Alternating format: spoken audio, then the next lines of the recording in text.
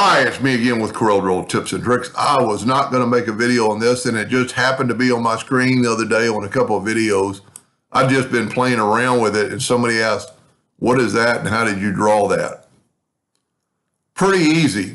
A little bit of fun. So what we're going to do, there's several ways to do this, but I am going to take a 3-point curve line and then hold down the control button and make an arc, okay? Then I am going to duplicate that arc and mirror it left to right and then move it over holding down the control button so it's on the same plane. And if you don't understand that, see my mouse going up and down? If you hold down the control button, it will not allow it to do that. They're on the same plane. And of course, if you ever get it off, you could hit T, put it in the center of the page or on the top. But then we're going to go to Effects and Blend. And let's blend 11 times. And look what it did. It made that shape. Now, we're only going to use, in this video, I'm only going to use half of it. So what I'm going to do now is take a 2-point line and go from that node to that node and see they're all perfectly stacked up, so we're good to go. I am going to take the Smart Fill tool. You know what? I'm going to try a different color. I'm going to try yellow. And I'm going to fill in all the yellow on up to the center. Now, you could go all the way across, but there's an easier way to do that. Only thing I wish I would have done, I'm going to back up here. I am going to group. Well, first of all, I got to go to Object probably and break it apart because it was a blend. Then I'm going to group it together so I can get rid of it in a minute. And then I'm going to take my Smart Fill tool, sit on that yellow, and I'm only going to do half of them. Because what we're going to do a special trick on the other one to get there. Now, I'm going to use the Interactive Fill tool, and I'm going to go from there inwardly, but I'm going to put black in that hole.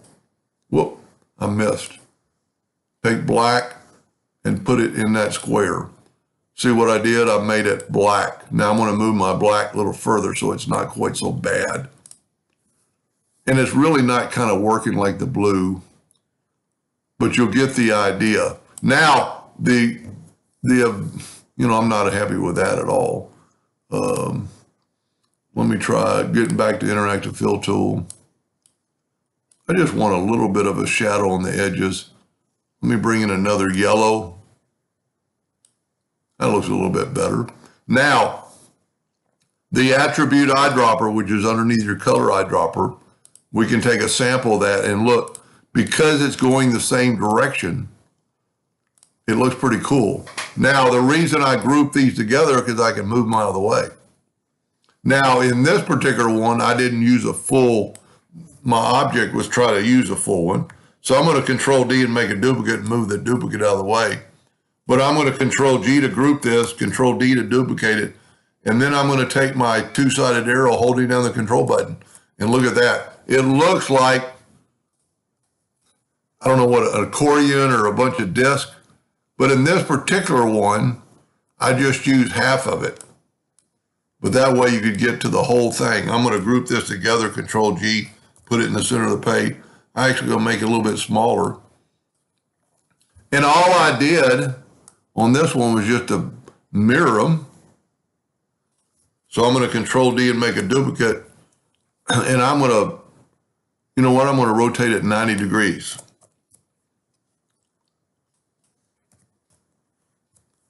And then I can take this one and have it snap to that other one.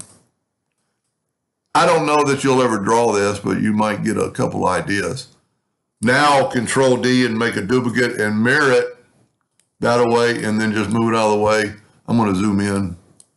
I get in a bad habit of zooming out and trying to do it. This one, same thing, Control D, mirror it upside down, grab it. Grab it with that, see that 4-sided cross? It ought to snap right to there. Now, let's get this one out of the way. The yellow's going to look pretty good.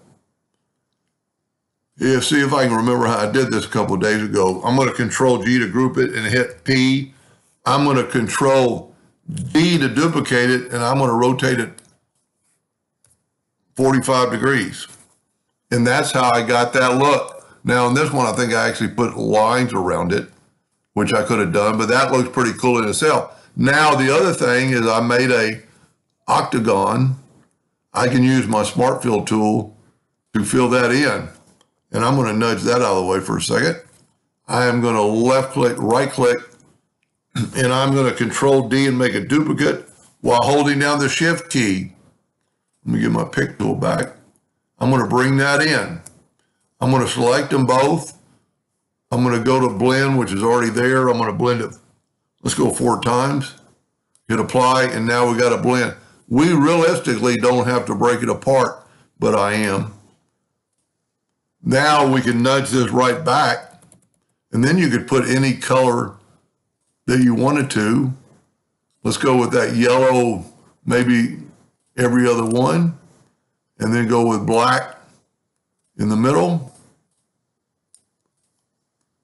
Now they're different, they're sharper. And of course I would want to move my lines out of the way, so I could just select them all and right click no outline. So they shouldn't be there. And it doesn't really matter, especially if you're going to print this. I really like the yellow. And see, side by side, what's cool about it, you can see these factors, this. I don't know what you would ever do with that. My object when I was drawing it was to get this. I don't, if you used orange, you could almost be a pumpkin. Anyway, I hope that helped just a little bit. Thank you for watching.